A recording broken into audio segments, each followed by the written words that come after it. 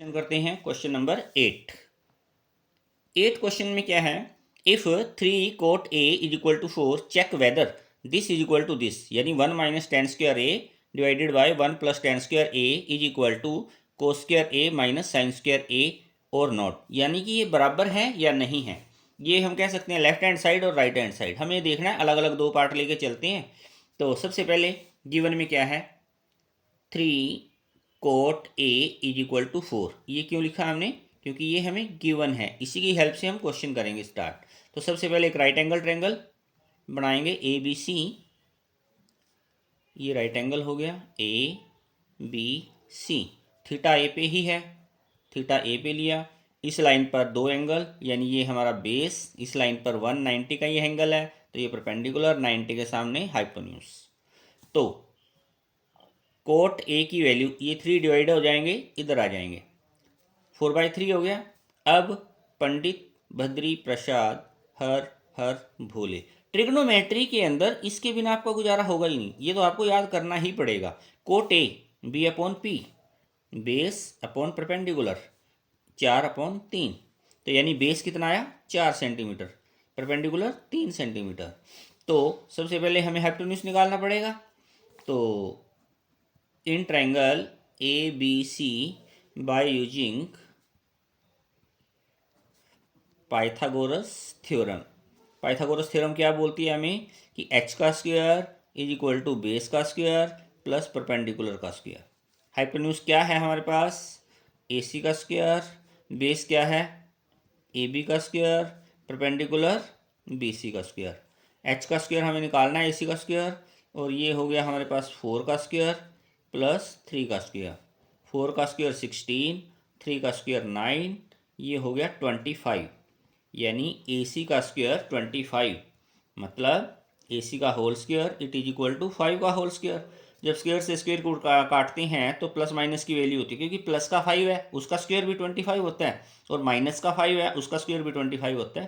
तो ये plus minus 5 का स्क्वायर लिखा जाता है वैसे, तो हम डायरेक्टली माइनस वैल्यू को इग्नोर कर देते हैं, और ए सी की वैल्यू कितनी आई 5, हाइपोटेन्यूज हमारा 5 आ गया।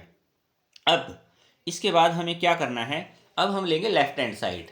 सबसे पहले हम लेफ्ट हैंड साइड को सॉल्व करेंगे। लेफ्ट हैंड साइड क्या थी क्वेश्चन के अंदर, 1 माइनस टेन स्क्वायर ए 1 प्लस टेन स्क्वायर ए। तो सबसे पहले हम taking left hand side,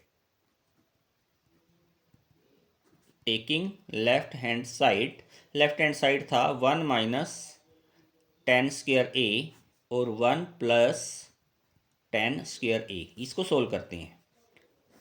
1 minus tan, tan की वैल्यू क्या होती है, टेन की value P upon B, P मतलब परपेंडिकुलर, परपेंडिकुलर कितना है इस क्वेश्चन में 3, और बेस 4, 3/4 का स्क्वायर, और नीचे 1 प्लस सेम है टेन की वैल्यू दो, 3/4 का स्क्वायर। जब इसको सोल्व करेंगे तो ये हुआ 1 माइनस 9/16, और नीचे 1 प्लस 9/16। अब आगे इसका एलसीएम कितना आया 16 आ गया, और 16 एकम 16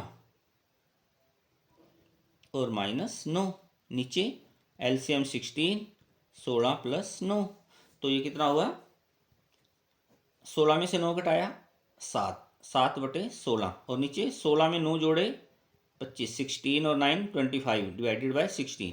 अब चार वैल्यू आ गई हमारे पास, चार value I, 16 minus 9 7 divided by 16, 16 plus 9 25 divided by 16। तो ये चार वैल्यू ए अपॉन बी और सी अपॉन डी, तो जब होता है तो इसको कैसे सोल्व करते हैं, 7/16 इंटू ये रेसिप्रोकल हो जाता है 16/25, 16 से 16 कट आउट, इसकी वैल्यू कितनी आई 7/25। ये आया हमारा लेफ्ट हैंड साइड। अब हम राइट हैंड साइड को सोल्व करेंगे और देखते हैं कि सेम आता है या नहीं आंसर हमारा। राइट हैंड साइड में क्या था हमारे पास, राइट हैंड साइड में कोस square A minus sine square ए की वैल्यू। तो टेकिंग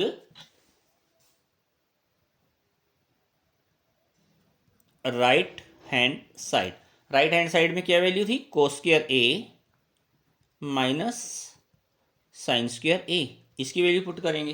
कोस डायग्राम के अकॉर्डिंग कोस की वैल्यू क्या होती है, sine theta P upon H होता है, cos theta B upon H होता है, बी अपॉन एच का स्क्वायर माइनस साइन की पी अपॉन एच, ये लिखेंगे ना।